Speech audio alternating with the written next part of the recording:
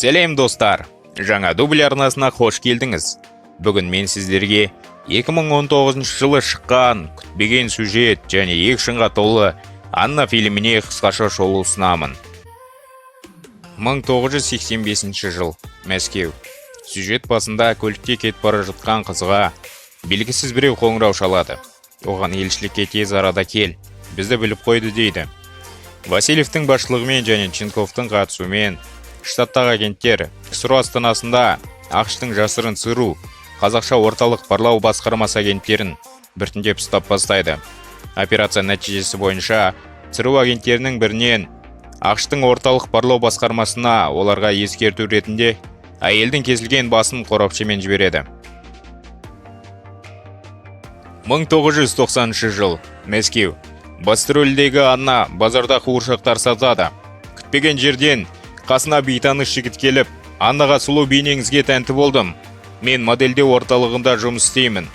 Сізді Парижде бағыңызды сынауға шақырамын дейді. Келесі көріністе Мәскеуден келген қыз Париждің модельдеу агенттігінде жұмыс ұсынылады.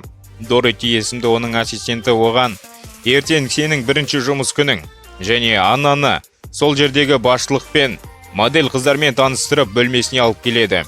Азанмен жұмыс күнін бастайды. Ассистент сол қолында кесуден тыртық бар екенін көріп, не болды деп сұрайды. Анна жастық шақтан естелік екенін айтады. Ол сәтті мансабын бастайды. Бөлмесіне келгенде екі қыз бен жігіт төсегіне жатып алғанын көреді, және ол көршісі Мот есімді қыздың қасына келіп жатады. Кештердің бірінде Анна бай отандасы Олег Филинковпен танысады, және Аннаны ресторанға шақырады. Олег пен Анна 2 ай кездесіп жүреді. Сол арада оның заңсыз бизнес туралы біліп, оны Ле Мерси қонақ үйінде Беретта маркілік тапаншасынан өлтіреді. Артқа 3 жыл оралсақ, 1987 жыл, Мәскеу. Кедей нашақор қыз Анна өзінің нашақор жігіті Петрмен бірге тұрады. Ол бұл жағдайдан шығу жолын іздеуде. Анна КСРО әскери теңіз күштерінің қатарында қосылуды шешеді. Ол өзінің ноутбугын ашып, Кеңес әскери теңіз күштерінің сайтына кіріп, балалық шағында Омбыдағы әскери академияда оқығанын сілтеме жасай отырып, стандартты нысанды толтырып бастайды. Алайда Петр қарсы және жақсы өмір сүруге уәде береді. Ол достармен бірге көліктің артына мәжбүрлеп адам салып алған және оның банк карточкасымен ақша алуға келген. Алайда бұл кезде полиция қызметкерлері кенеттен келіп қалады және сол жерде атыс басталып кетеді. Олар қашып бара жатқан кезде апатқа ұшырап, көлік аударылып кетеді. Пәтерге оралған Анна мен Петр үйден қажуды шешеді. Анна үйіне білдіртпей кіріп алған КГБ жолаушысы Алекс Ченковпен сөйлеседі. Ол оған өз еліне қызмет етуді ұсынады және Петрді атып тастайды. Анна алдымен сол қолының білегін кесіп тастайды, бірақ Алекс оны өз-өзін өлтірмеуіне көндіреді. Бұл өмір сыйлық екенін және оны бағалау керек екендігін ескертеді. Ал Аннаның балалық шағын өткен өмір баянын айтып береді. Ол 17 жасында Омбыдағы әскери училищеде оқығанын және шахматты жақсы ойнайтынын, әкесінің әскери болғанын және әке-шешесі көлік апатынан қайтыс болғанын есіне салады. Алекс оның досы және кураторы болады. 3 жыл алдыға қайттан оралсақ, Алекс Ченковтың өлімі үшін ЦРУ тергеу жүргізеді. Аннаға түрлі сұрақтар қояды. Көзіне жас алып ештеңе білмеген кейіп танытады. КГБ агент ретіндегі алғашқы тапсырмалардың бірінде Анна ағаң терісіндегі пальтомен мейрамханаға келеді. Кірген бетте өзінің көздеген адамын ату үшін тапаншамен сермейді және тапаншада оқ болмай шығады. Алайда ол қызметшілердің бірінен тапаншасын алып, қару-жарақпен керемет шеберлігін көрсетті. Алайда КГБ нұсқаушылары тапсырмадан қателік табады. Операция уақыт шегінен асып кетті. Бірақ КГБ басшысы оның шыққанын күтеді. Олар оны жұмысқа алып, Домодедовская көшесінде тұрғын үймен қамтамасыз етеді. Анна екінші тапсырмасы Париждегі модельдік агенттікке түсу еді. КГБ басшылығы сол агенттіктен адамды шақыртып, тосынан Аннаға көзі түсетіндей әдістеме жасаған. Барлық кездейсоқ көріну керек болды. Олар жасырын Алекс Ченковтың осылай өлтірген. Ал Анна осы уақыт аралығында жасырын Алекс досымен кездесіп жыныстық қатынасқа түсіп жүреді.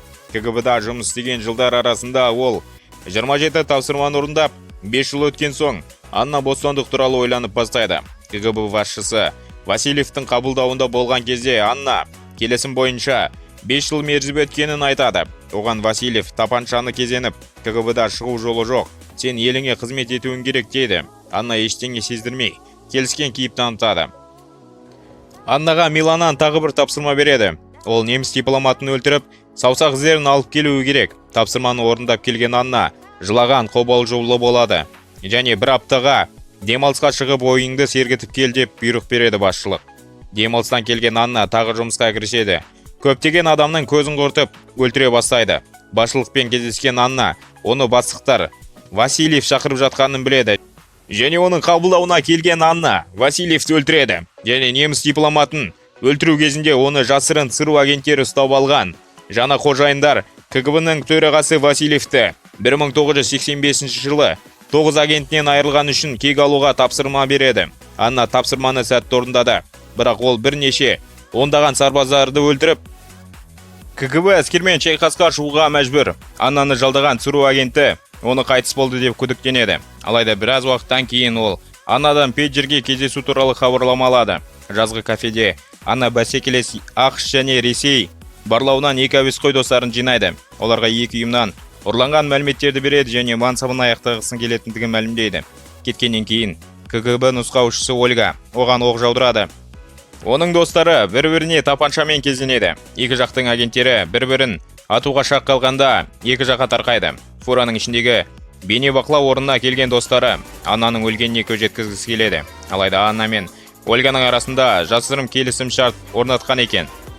Анна өлген адамның рөлін сомдайды. Істі жабу үшін Ольга тапаншамен атқан кезде бронежилет киіп алған.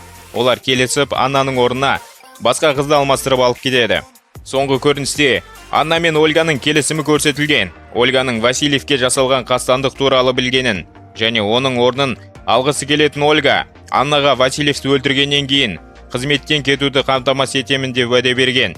Нәтижесінде Ольга КГБ-ның басшысы болады. Және деректер базасында Аннаның жеке картасын өшіреді. Ол ойыннан толығымен шығады. Достар, осымен фильмді тәмамдаймыз. Ұнаса арнаға тіркеліп, қазақ тілді жобаны қолда. Сіздер үшін бір ғана сәт, біз үшін ары қарай дамуға көмек береді.